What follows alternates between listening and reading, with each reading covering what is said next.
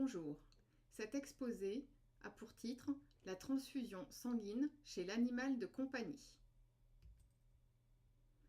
En tant qu'objectif pédagogique, vous veillerez à retenir les prérequis d'immunologie, connaître les groupes sanguins chez le chien et chez le chat, savoir réaliser un typage et un cross-match, la banque de sang, savoir réaliser le prélèvement du donneur, connaître les principes de la préparation des composés sanguins. Vous connaîtrez les indications et administrations des composés sanguins, les principales indications, choisir et administrer un composé, connaître les règles de surveillance pendant la transfusion, connaître les principales réactions transfusionnelles et enfin, vous aurez des notions sur les aspects éthiques en comprenant la problématique éthique associée à la transfusion. Nous opterons pour le plan suivant. 1. Les groupes sanguins, groupage et cross-match. 2. La banque de sang, du recueil à la préparation du sang. 3. Les indications et administration des produits sanguins. Et enfin, nous traiterons des aspects éthiques de la transfusion sanguine. Tout d'abord, le groupage, le typage et le cross-match chez le chien. Les groupes sanguins. Chez le chien, nous avons 8 groupes connus et tous commencent par DEA pour Dog Erythrocytes Antigen, dont les plus connus sont le groupe 1.1, 1.2 et plus secondairement 1.3, 3, 4, 5, 7 et DAL car il a été identifié chez le dalmatien et avec un rhésus positif ou négatif. La prévalence de ces groupes varie selon les pays, mais dans une étude récente portant sur un très grand nombre de populations, plus de 4000 chiens en Italie, 60% des chiens de race tout venante sont DEA 1.1 positifs. En revanche, il y a davantage de DEA 1.1 négatifs chez les races pures et notamment près de 90% chez le boxer. Le chien n'a pas d'auto-anticorps contre les groupes opposés. Pas d'anticorps naturels contre DEA 1.1 et 1.2. Il existe toutefois des auto-anticorps contre des groupes plus subsidiaires, comme le DEA 7, jusqu'à chez 15% des chiens. Des auto-anticorps également contre DEA 3 et 5. La maternité ne fait pas développer d'anticorps. Chez le chat, il y a 3 groupes connus, A, B et AB, mais pas de rhésus. Récemment, un antigène MYC a été découvert qui peut expliquer des réactions transfusionnelles alors qu'il y a compatibilité initiale. Chez le chat, la majorité des chats est A, notamment chez les chats européens. Toutefois, chez les races pures, on a une forte prévalence du groupe sanguin B, jusqu'à 50% chez certaines races. Le groupe AB est extrêmement rare. Il existe chez le chat des anticorps naturels, chez le groupe A anti-B et chez le groupe B anti-A. Et dans ce dernier cas, la transfusion d'un animal de groupe B avec du sang A va provoquer une réaction hyperaiguë fatale. Ainsi, nous identifions chez le chien le DEA 1.1 négatif comme donneur universel et il n'y a pas de risque en première transfusion car il n'y a pas d'auto-anticorps. Chez le chat, nous n'avons pas de donneur universel et il faut absolument identifier le groupe sanguin avant de transfuser. Comment identifier le groupe sanguin? Nous disposons désormais chez le chien et chez le chat de kits de groupage qui nous permettent au chevet de patient de grouper l'animal. Chez le chien, le groupage consiste essentiellement en la dichotomie DEA 1.1 positif ou négatif. Sachant qu'une étude récente a montré que les DEA 1.1 faiblement positifs sont en fait des DEA 1.2 positifs. Chez le chat, le kit permet l'identification du groupe A, du groupe B et du groupe AB lorsque les deux marqueurs en face de A et de B marquent simultanément. Le cross-match. Le cross-match est idéalement indiqué avant toute transfusion, puisque comme vous l'avez vu, nous ne groupons notamment chez le chien que le groupe 1.1. Toutefois, il n'est pas obligatoire dans cette espèce, compte tenu de l'absence d'auto-anticorps.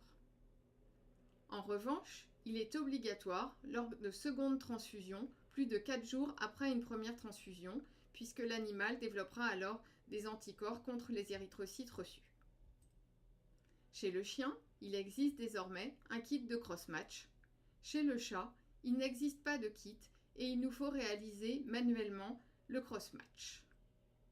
En général, nous réalisons seulement le cross-match dit majeur, qui consiste à mettre en présence l'un de l'autre les érythrocytes du donneur avec le sérum du receveur et observer une éventuelle réaction immunitaire. Il suffit de mélanger une goutte des érythrocytes avec une goutte du sérum, de l'étaler sur une lame et d'observer la réaction au microscope. Ceci peut se faire au service des urgences au chevet du patient. Il y a un grading dans la réaction immunitaire et la formation d'agglutinat, comme vous le voyez ici sur la photographie en bas à droite. Présence d'une agglutination significative témoigne d'une incompatibilité entre les deux sangs testés. Parlons maintenant de la banque de sang, du recueil à la préparation du sang. Nous nous attacherons à déterminer quels sont les donneurs potentiels, comment va être réalisé le prélèvement et quels composés sanguins peut-on obtenir. Tout d'abord, l'origine du don. Un donneur peut donner un animal de la même espèce, on parle alors d'allotransfusion. Le patient peut donner lui-même son sang pour sa propre administration, on parle alors d'autotransfusion. Et enfin, un donneur peut donner un animal d'une autre espèce, on parle alors de xénotransfusion. Le donneur idéal, dans le cas de la constitution d'une banque de sang, va être un adulte en bonne santé, idéalement pas un juvénile et pas un animal trop âgé, idéalement plus de 20 kg, ayant un hématocrite compatible avec le don, de l'ordre de 40%, vacciné, exempt d'infection et n'ayant pas donné dans les 6 semaines qui précèdent. Le donneur universel étant DEA 1.1 négatif, il est très intéressant de disposer de nombreux donneurs de ce groupe. Chez le chat, il doit être également en bonne santé, d'âge moyen, d'un poids suffisamment important pour pouvoir prélever un volume conséquent, d'un hématocrite supérieur à 35%, vacciné, exempt des rétrovirus classiquement rencontrés chez le chat, FELV, FIV, exempt de cardiopathie, vivant à l'intérieur et ne risquant donc pas de se contaminer à l'extérieur, européen pour avoir des animaux du groupe A et idéalement disposer de quelques chats de race pure du groupe B. Au premier don, il nous faut avoir des garanties quant à l'état de santé du donneur, puisqu'il ne faut pas mettre ce donneur sain en danger. Nous mesurerons donc l'hématocrite, le taux protéique, pour avoir une idée de l'hydratation du patient et de sa teneur en hématie, un frottis sanguin pour visualiser d'éventuelles inclusions témoignant notamment d'un parasitisme, comme ici une babésiose, le groupage, qui est bien sûr nécessaire, et puis également chez le chat, le dépistage des rétrovirus, FELV, FIV, et la réalisation d'une échocardiographie, puisqu'une étude récente a montré qu'un très grand nombre de chats peuvent être porteurs d'une cardiomyopathie occulte sans dépistage possible à l'aide du stéthoscope. Et donc, seule l'échocardiographie peut permettre de dépister cette anomalie cardiaque. Nous avons, en dehors des donneurs prévus, inscrits sur un don de sang, des donneurs dits d'opportunité. Lors d'une euthanasie, avec le consentement du propriétaire, nous pouvons être amenés à recueillir le sang du patient si son état pathologique est compatible avec le don. Par exemple, un animal renversé par une voiture est paralysé, pour lequel il n'y a pas d'option thérapeutique possible et dont les propriétaires demandent l'euthanasie, cet animal, s'il était en bonne santé auparavant, peut être un donneur de sang idéal. De la même façon, les fratries sont très intéressantes puisqu'elles témoignent d'une compatibilité histologique plus importante et sont souvent la propriété du même propriétaire qui sera davantage enclin à faire prélever l'un de ses chats ou de ses chiens pour donner à un congénère de la fratrie.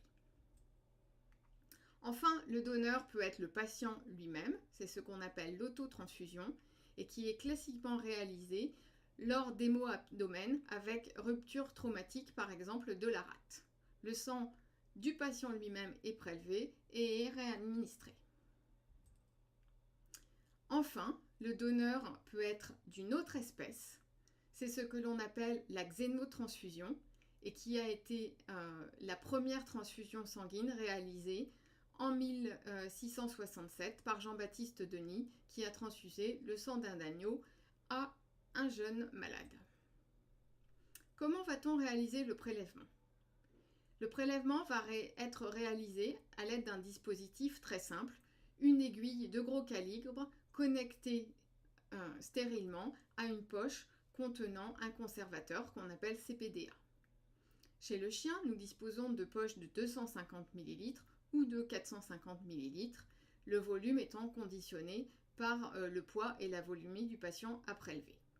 Chez le chat, il existe désormais des dispositifs de prélèvement simples à l'aide d'une aiguille type EpiJet, d'une grosse seringue ou de poches doubles ou simples. Nous choisirons des poches doubles, chez le chien aussi bien que chez le chat, lors de dons programmés pour la réalisation de composés sanguins. Dans tous les cas, lorsque le dispositif est préparé manuellement, il convient de mettre 1 ml de conservateur pour 7 ml de sang prélevé. Chez le furet, nous avons publié récemment un dispositif de prélèvement du sang à l'aide d'un tube sec de 10 ml rempli stérilement avec 1,4 ml de CPDA et ce dispositif nécessite l'anesthésie du patient. Nous allons voir étape par étape comment on prélève les donneurs chiens, chats et furets. Nous disposons pour ce faire de la poche correspondant au volume à prélever souhaité et d'une balance considérant approximativement que 1 ml de sang pèse 1 gramme, ce qui est vrai à 5% près. Nous tarons la balance, pesons la balance nous pesons la poche à l'aide de la balance avant de la remplir de sang. Le prélèvement se fait le plus souvent à la veine jugulaire sur un animal très docile ou légèrement sédaté, le cou en hyperextension et un aide faisant la compression à la base du cou pour faire gonfler la veine jugulaire. La ponction doit se faire de manière aseptique après antisepsie locale à l'aide d'une ponction franche pour bien pénétrer la veine sur toute la longueur de l'aiguille. Dès la ponction réussie, le sang s'écoule naturellement dans la tubulure et une aide va en partie déclive prendre la poche et la remuer doucement afin d'homogénéiser le sang et le conservateur. Enfin, la poche est pesée régulièrement sur la balance jusqu'à atteindre la quantité souhaitée. Si on veut être très précis, 1 ml de sang pesant approximativement 1,06 g, il convient, si l'on souhaite remplir une poche de 250 ml, que la pesée soit à 265 g. Ceci n'a pas beaucoup d'importance et la quantité conservateur sur 100 est approximative. À la fin de la transfusion, on va clore le dispositif en le laissant stérile, en veillant bien à ne pas faire pénétrer d'air dans la poche.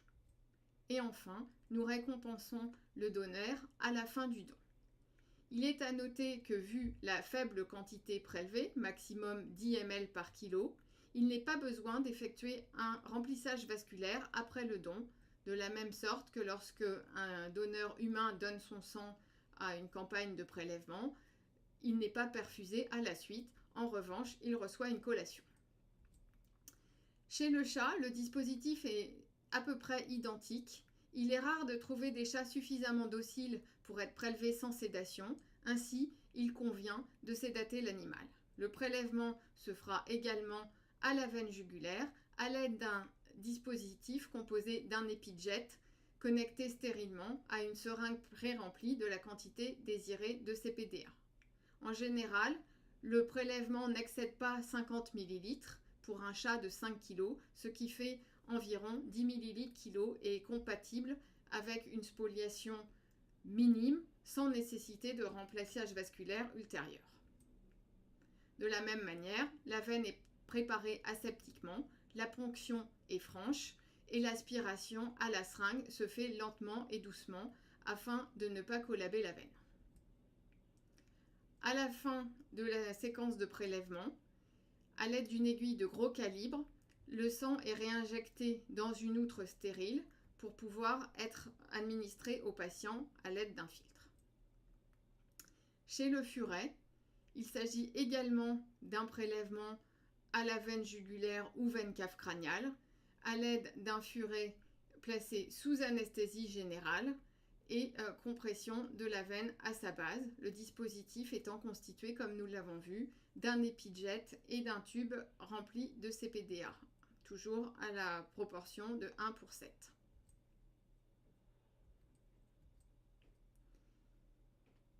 Une autre source de prélèvement peut être un prélèvement cavitaire dans le cas d'une autotransfusion où l'on souhaite réinjecter au patient le sang qu'il est en train de perdre. Classiquement, ceci est rencontré lors d'hémo-abdomen et ainsi on peut remplir une grosse quantité de poches en prélèvement de la ponction dans l'abdomen du patient. Cette grande quantité de sang témoigne d'un hémo-abdomen volumineux et il n'est pas besoin d'avoir un repère échographique pour prélever.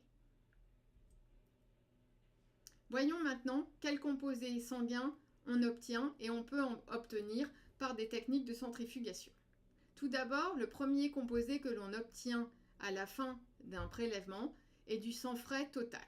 Ce sang frais peut être réinjecté directement après le prélèvement, c'est pour cela qu'il est qualifié de frais. A l'inverse, ce sang que l'on vient de recueillir, qui est encore du sang total puisqu'on ne l'a pas séparé, peut être conservé au réfrigérateur pendant maximum 28 jours à plus 4 degrés. Ce sang pourra être administré ultérieurement au patient et est forcément issu de la banque de sang.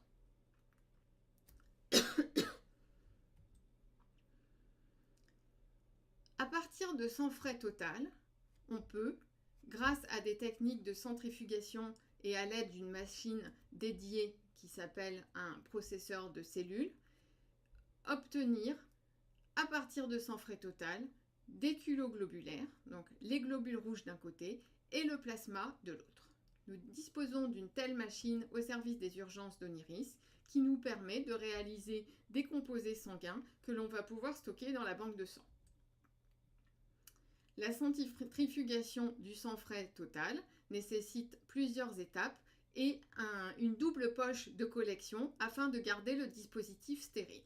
Nous collectons le sang dans une poche et ce dispositif est connecté stérilement à 2 autres poches afin de pouvoir obtenir à la fois des globules rouges et du plasma.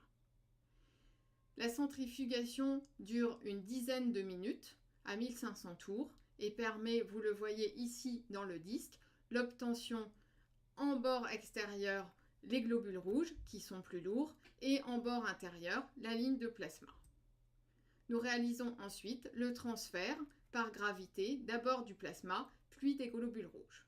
Ainsi, nous disposons dans notre banque de sang soit de sang frais que l'on va stocker, donc qui deviendra du sang stocké, soit du culot globulaire, donc essentiellement les globules rouges, et de l'autre côté du plasma qui est surnageant des globules rouges. Les poches sont bien sûr identifiées et l'animal ayant été typé, nous faisons figurer le groupe sanguin de l'animal sur les poches, aussi bien sur les globules rouges que sur le plasma, parce que ceci a son importance chez le chat, puisque vous pouvez le constater, le plasma reste légèrement rouge, donc il reste quelques globules rouges dans ce plasma. Les culots globulaires, comme les globules rouges, se conservent au réfrigérateur à plus 4 degrés et n'ont une durée de conservation que de 28 jours, sachant que plus on s'éloigne de la date de prélèvement, plus le sang est de moins bonne qualité. Enfin, le plasma peut être réadministré frais, juste après la centrifugation, ou congelé, et la congélation peut durer 1 an à moins 18 degrés en conservant tous les facteurs de coagulation. On parle alors de plasma frais congelé.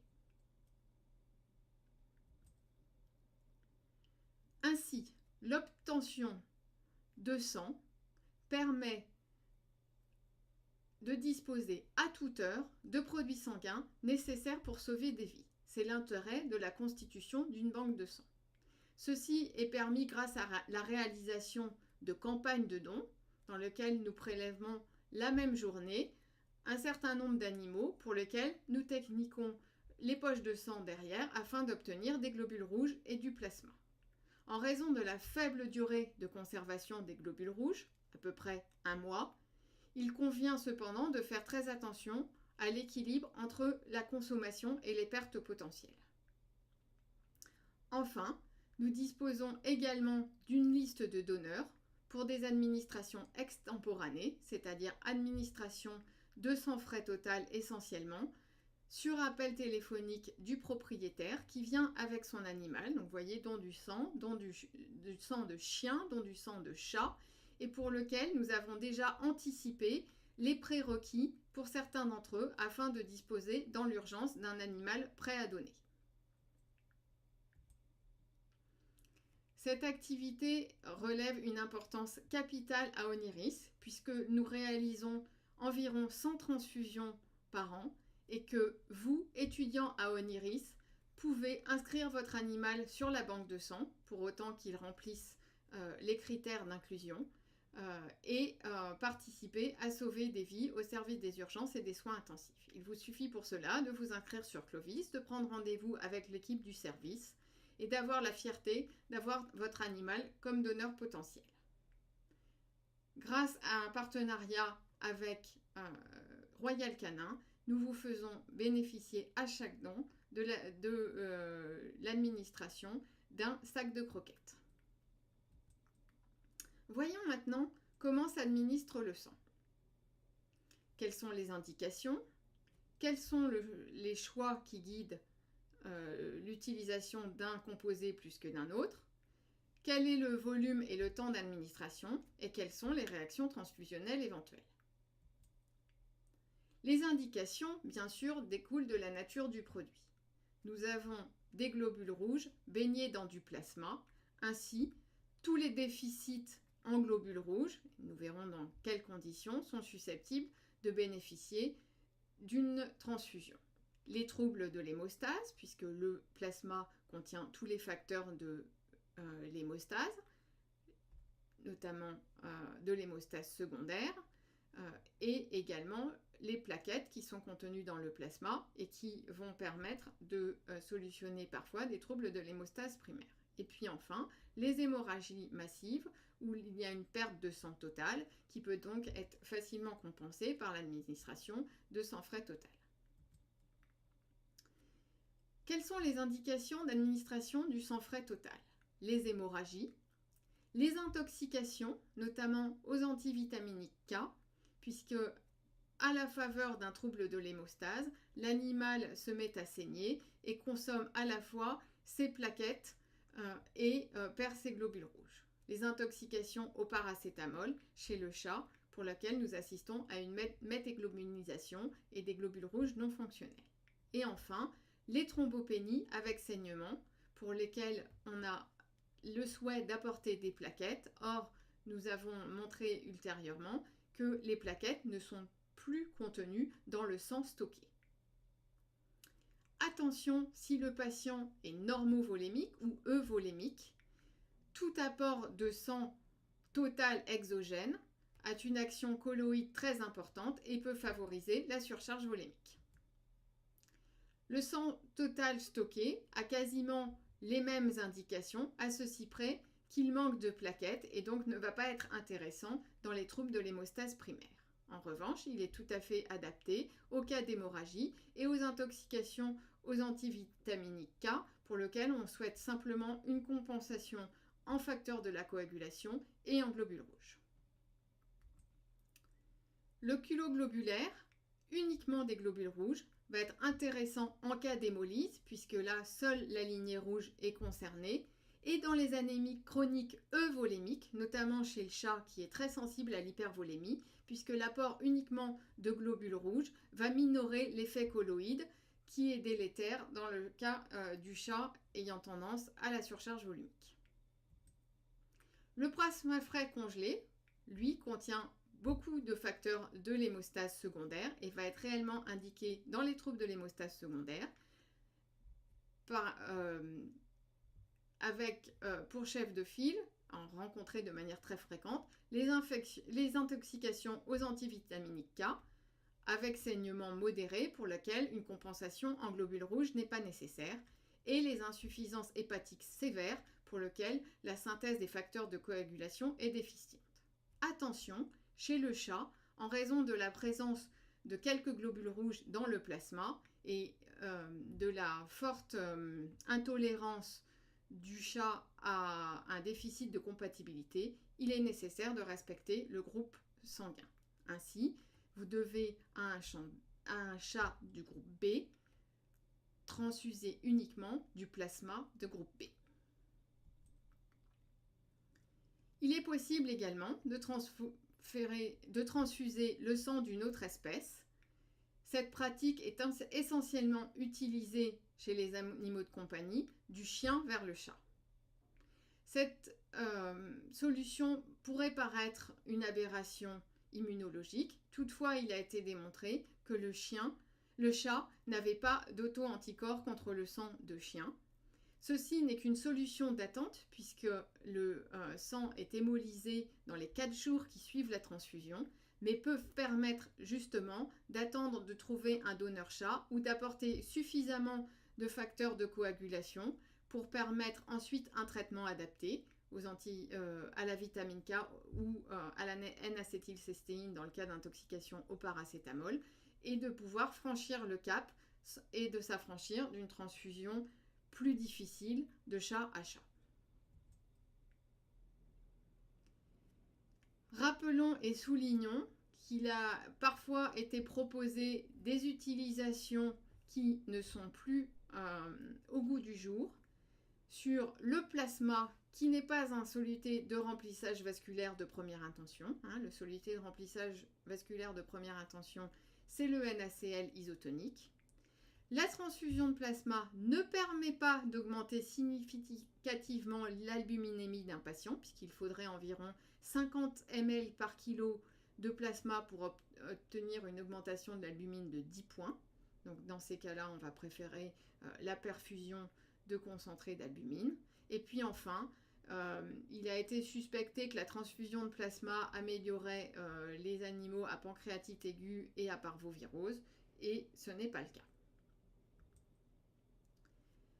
Les règles d'administration sont les suivantes. Pour tous les produits sanguins, il faut utiliser une voie intraveineuse dédiée, stopper l'administration concomitante d'autres fluides pour éviter les hypervolémies, utiliser un filtre donc d'environ 170 micromètres, ce qui s'appelle un transfuseur, ne pas réchauffer systématiquement les produits sanguins, sauf si le patient est en hypothermie majeure, puisqu'il vient d'être démontré que laisser la ligne de perfusion à température ambiante suffisait à perfuser le patient à une température correcte, de même que les solutés de remplissage vasculaire.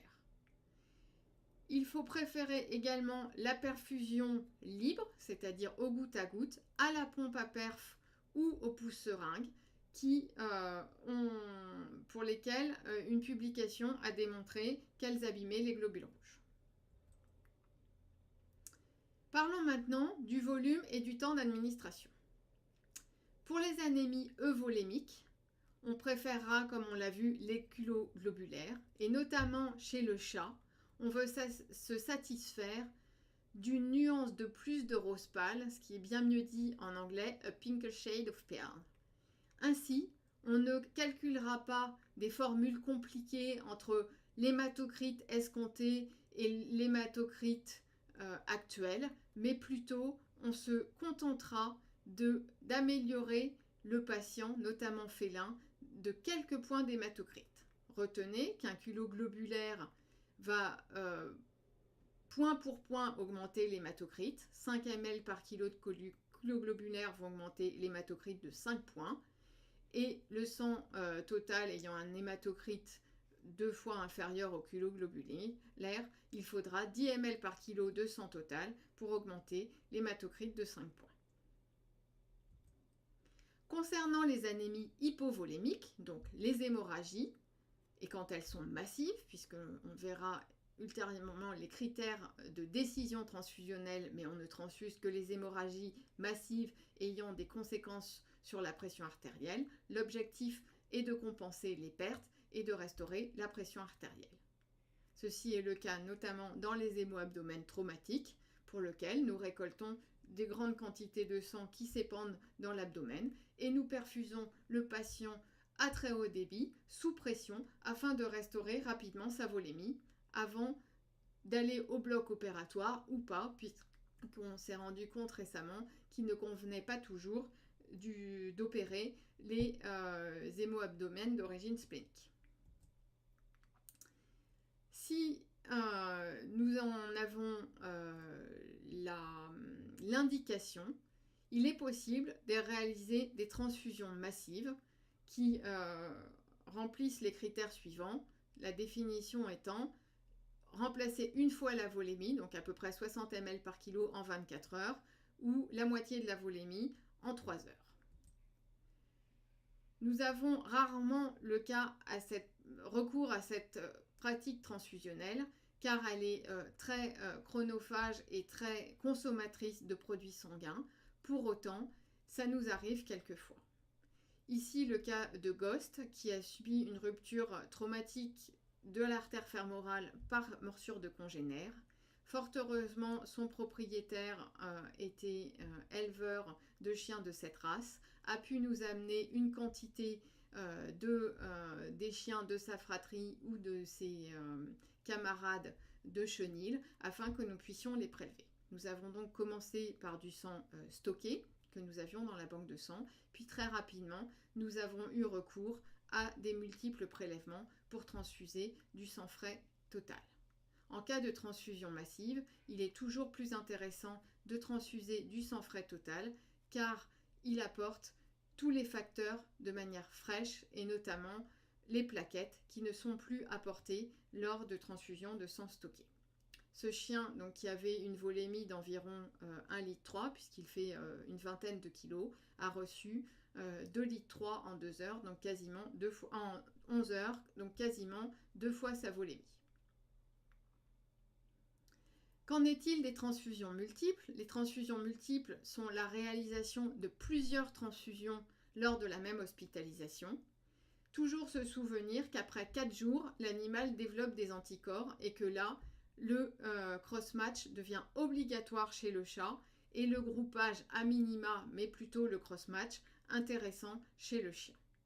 Il est à noter que ces transfusions multiples, dans l'optimisation du rapport investissement sur bénéfice, doit être réservé essentiellement au cas de traumatisme et de saignement péropératoire, c'est-à-dire chez des animaux précédemment en bonne santé, comme nous l'avons montré dans mon travail de résidence à l'université de Tufts.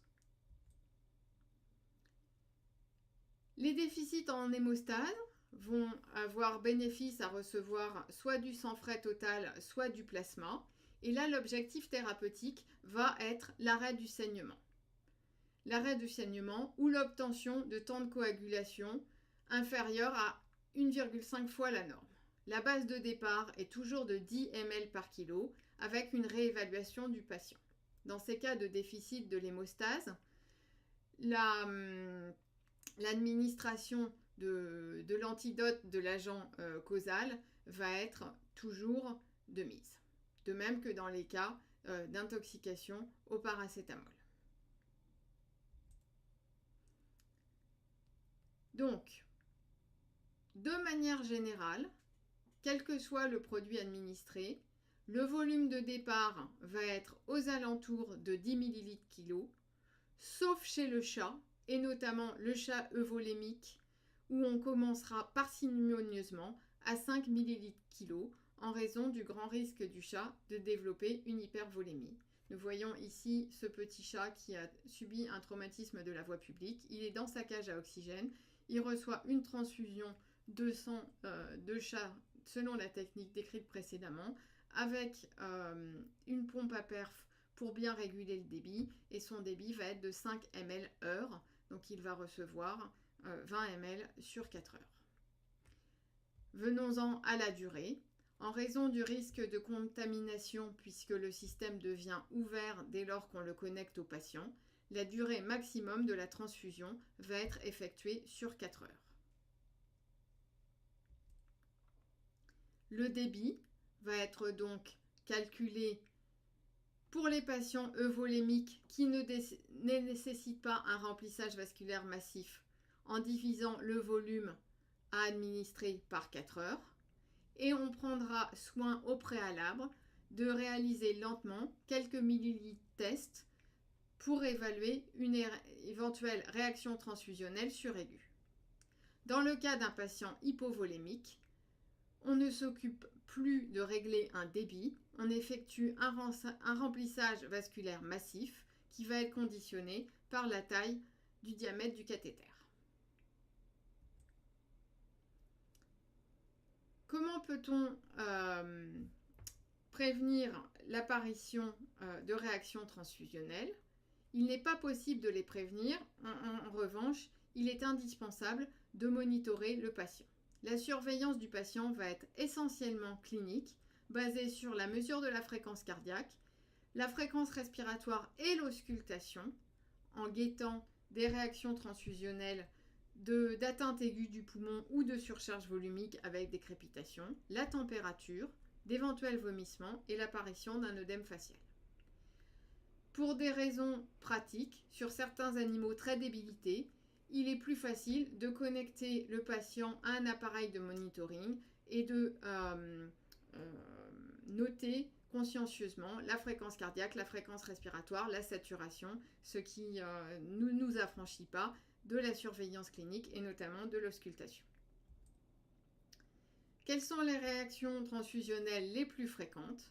Ce sont les réactions immunitaires, puisque vous avez vu que le sang et notamment les globules rouges sont porteurs d'antigènes de surface, avec des hémolyses, de l'œdème facial, de l'hyperthermie, la TRALI, Transfusion Related Acute Lung Injury, donc une atteinte aiguë du poumon par fixation d'immuns complexes sur les capillaires pulmonaires.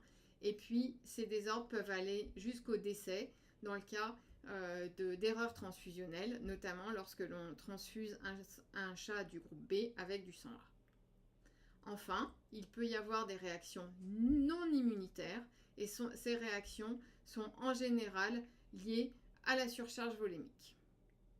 Les hypothermies peuvent être rencontrées lors de transfusions massives de sang stocké et pas remis à température. Les hypocalcémies sont également rencontrées dans les transfusions massives puisque le citrate contenu dans le conservateur chélate le calcium. Enfin, il peut y avoir développement de bactéries et développement par le patient receveur d'un sepsis. Et enfin, on n'est jamais à l'abri, malgré les précautions des donneurs, de la transmission d'agents pathogènes, puisqu'on ne peut pas tester tous les agents pathogènes potentiellement transmissibles. Nous allons aborder, pour la fin de cet exposé, les aspects éthiques relatifs à la transfusion sanguine, en parlant des aspects éthiques du don, des aspects éthiques des indications et enfin du niveau de soins en soins intensifs. Qu'est-ce que l'éthique? Contrairement à la morale, qui est ce qui est bien de manière immuable, par exemple sauver une vie, l'éthique concerne la morale en situation. Par exemple, euthanasier pour soulager, ce qui est a priori antinomique de sauver une vie. Donc c'est ce qui est bien dans un contexte particulier et qui donc a une composante variable en fonction du contexte. Revenons quelques instants sur la transfusion sanguine et sa symbolique. Le sang a une image forte dans notre conscient et subconscient puisqu'il est fortement représenté notamment dans la religion. Ceci est le sang du Christ, buvez mon sang, sous-entendu potentiellement, vous aurez les mêmes propriétés que moi. Et puis le sang a une composante très forte dans l'idée de filiation. Dans les grandes dynasties, on va parler par exemple du sang des Rothschild. La transfusion sanguine a souvent une image positive, puisqu'elle est en général associée à retrouver des forces et à sauver des vies. C'est essentiellement pour cela que les personnes donnent leur sang. Mais elle peut être aussi la source d'inquiétude, notamment la transmission de maladies, puisqu'on a beaucoup parlé du sang contaminé en médecine humaine, et également synonyme de gravité, puisque communément on entend « il était très malade, il a été transfusé ».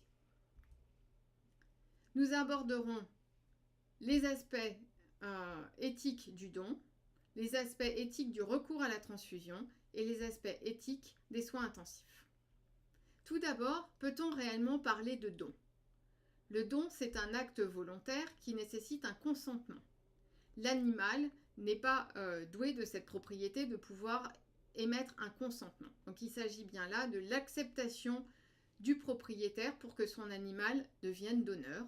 Et souvent, cette acceptation est liée à la notion de bénévolat, de gratuité, de volontariat, puisqu'il n'y a pas peu de contrepartie, et puis également à des notions de solidarité, d'altruisme, de devoir citoyen. Pour le sang humain, on parlerait d'humanisme, et par transposition, on pourrait, entre guillemets, parler d'animalisme. En général, les propriétaires sont très motivés par l'idée que leur animal puisse servir à sauver d'autres vies, et nous sommes donc très peu confrontés à la pénurie de produits sanguins. Il faut quand même toujours évoquer que même si ce don est un acte gratuit, bénévole, plein de bonnes intentions, il n'est jamais dénué d'aucun risque pour le patient, qu'il va falloir sédater, pour lequel on va spolier d'une partie de sa volémie, qui peut subir un préjudice, peut-être pas immédiat, mais peut-être non évalué a posteriori, baisse des défenses immunitaires par exemple, et puis ce prélèvement peut être assorti de complications, le plus souvent mineures, mais parfois majeures, notamment chez le chat, pour lequel on n'aurait pas dépisté une cardiomyopathie occulte, et qui étant déjà dans une situation de bas débit cardiaque, la spoliation sanguine, même minime, peut entraîner un choc hypovolémique grave.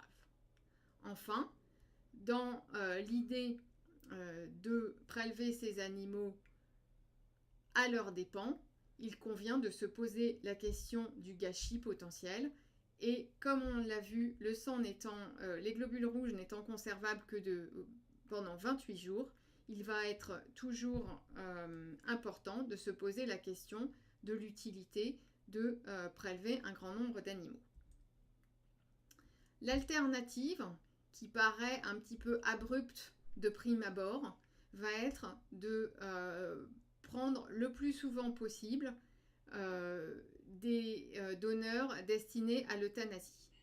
Cela peut paraître abrupt dans le cas d'un propriétaire qui est face à la perte de son animal, mais paradoxalement, l'idée d'une mort potentiellement utile enclin un bon nombre de propriétaires, dans les limites des indications bien sûr, à nous permettre, avec un consentement éclairé, de prélever le sang sur leur animal qui est d'abord endormi et puis qui va être ensuite euthanasié. Concernant les xénotransfusions, rappelons que ce sont les premières pratiques transfusionnelles, qu'elles ont été très en vogue dans les siècles précédents. Et puis, les obstacles éthiques ont fait que la découverte des groupes sanguins a permis de montrer qu'il était préférable de transfuser du sang humain à du sang d'une espèce différente. Pendant les guerres mondiales du XXe siècle, il y a eu un regain d'intérêt pour évaluer ces pratiques, et notamment en ayant recours à du sang d'une espèce différente dépourvue de ces antigènes de surface, ce qui est le cas, l'espèce la plus compatible a été déterminée comme être le porc. Toutefois, il reste des réticences de la population à recevoir du sang d'une espèce exogène, et notamment en raison potentiellement du risque de contamination, mais surtout des obstacles psychologiques liés au fait que le porc ne soit pas une espèce très appréciée. Qu'en est-il chez l'animal de compagnie? Nous avons recours régulièrement à la pratique de xénotransfusion de sang de chiens à des chats. Ceci a de grands avantages puisqu'on s'affranchit des rétrovirus, que ça permet de disposer de sang en quantité très importante, avec une facilité de prélèvement, une bonne tolérance à court terme et une efficacité à court terme. Le plus souvent, les propriétaires ne sont pas dérangés par le fait que leurs chats reçoivent du sang de chien. Nous avons parfois l'anecdote de propriétaires qui nous demandent si leur chat va se mettre à aboyer. Attention, dans l'éthique de l'utilisation d'un médicament, donc ce qui est bien dans un contexte donné, se souvenir toujours qu'il s'agit d'une thérapie, donc elle doit répondre à un besoin médical, que le bénéfice attendu doit être supérieur au préjudice, puisque une devise de mise en médecine est primum non nocere, premièrement ne pas nuire. Enfin, c'est une biothérapie, moins maîtrisée qu'une thérapie classique, avec de potentielles complications et des aléas non encore connus. Selon le principe de précaution, il va falloir se limiter dans les indications, donc exclure les anémies bien tolérées, dépister le plus possible les agents infectieux et bien sûr déterminer les groupes sanguins pour être conformes aux données acquises de la science. Préférer le sang frais parce qu'il est moins immunogène, et également parce qu'il apporte tous les facteurs, notamment les plaquettes, et que les effets du stockage ne sont pas ressentis. Et enfin, l'autotransfusion est une pratique sûre puisqu'elle est de compatibilité totale. Parlons maintenant rapidement de l'éthique et du niveau de soins. Jusqu'où doit-on aller, notamment lors de pronostics défavorables du patient? Cela vaut-il la peine de mettre beaucoup d'efforts à sauver l'insauvable? C'est une question à laquelle chaque propriétaire répondra, mais doit être aidé par son vétérinaire. Et enfin, dans le cas de transfusions massives ou multiples, il est régulièrement démontré que le recours à de telles pratiques n'a de sens que lorsque les animaux étaient potentiellement sains avant de saigner, donc notamment dans les traumas et dans les pertes chirurgicales. Pour conclure, je rappellerai donc que la pratique de la transfusion n'est pas une pratique anodine, qu'elle doit se faire dans un cadre bien normé et que, à l'instar de toute pratique médicale, elle doit répondre à un certain nombre de questions, notamment la transfusion est-elle nécessaire? Quels sont les besoins du patient? Le bénéfice attendu justifie-t-il le risque et le coût? Auto-allo-xénotransfusion, quels composants apporter? Et enfin, l'évaluation de la transfusion a posteriori. La transfusion A-t-elle atteint le bénéfice attendu? Je vous remercie pour votre attention.